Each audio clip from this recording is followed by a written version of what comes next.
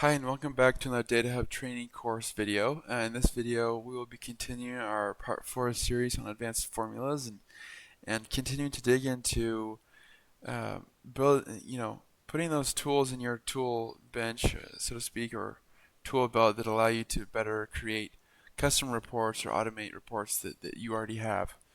Um, so what I've done here is I've switched formulas. We were using the Amazon traffic group by formula.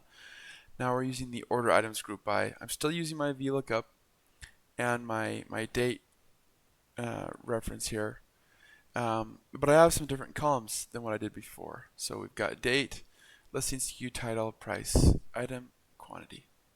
Now let's say that I wanted to be able to filter based upon listing SKU very quickly, and I wanted to be able to switch between Stormbreaker and Nick Fury's eye patch very quickly. There's a couple of ways we do that. But let's make a drop down here like we did before um, for that. So what I'm going to do here is I'm going to use another formula. SL raw listings will pull in our listing data. Now for venue selector, again, I'm not going to put in just a static value because I want to be able to use these drop downs as well and keep using them, right? So I'm going to use a VLOOKUP. I'm going to reference this cell. I have a range here. Put in 2, false. That will finish out my VLOOKUP, right? Let's see. It's going to be a little finicky with me here. Sometimes it'll do this, and that's just fine. Okay.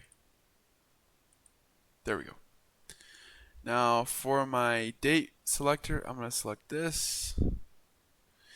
And if I click enter, okay, perfect. Now I'm pulling in the listings from my marketplace and according to my date selector. Okay. Now here's kind of where the fun happens. I can make a drop down here, and let's do that. I'll close this out here. Come here again. You click on data validation. I'm going to click add rule, and I'm going to do a drop down from a range. And we're going to use our listing SKUs. So here, sorry, hold on, I did the wrong thing here. Select a range. There we go. And click done. So now I have a drop down of listing SKUs. Now in order to filter, what I'm going to do is I'm going to come back to my formula. I'll just pull it in right here. Okay. Then what I'm going to do is, I don't need to group by, so I'm going to do another column. I don't need to order by. Perfect. So criterion column, you should know how this works already. And I'm going to put in listing SKU. That's the column that I want to filter.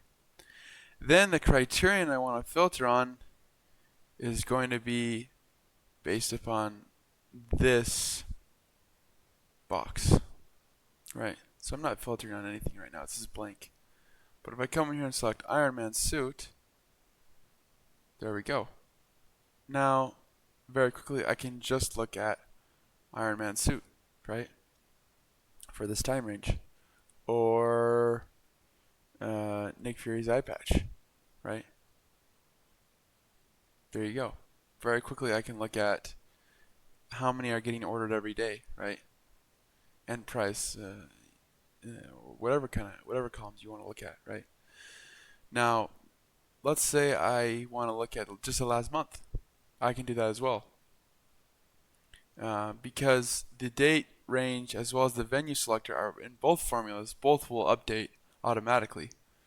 And now I'm looking at last month when Nick Fury's eye patch was purchased, right?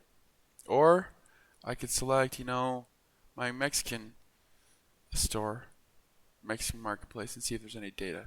And in this case, I don't have any demo data for selling anything in the Mexican marketplace.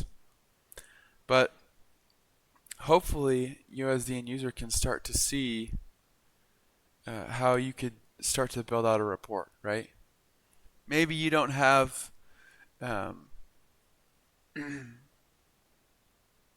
this isn't maybe the end goal, right? But I could definitely throw in all this data as well as my listing data in another tab and just have a few selectors up here that would automatically update my report or update my formula here. So hopefully that helps. We'll keep building on these blocks in future videos, and we'll catch you in the next one.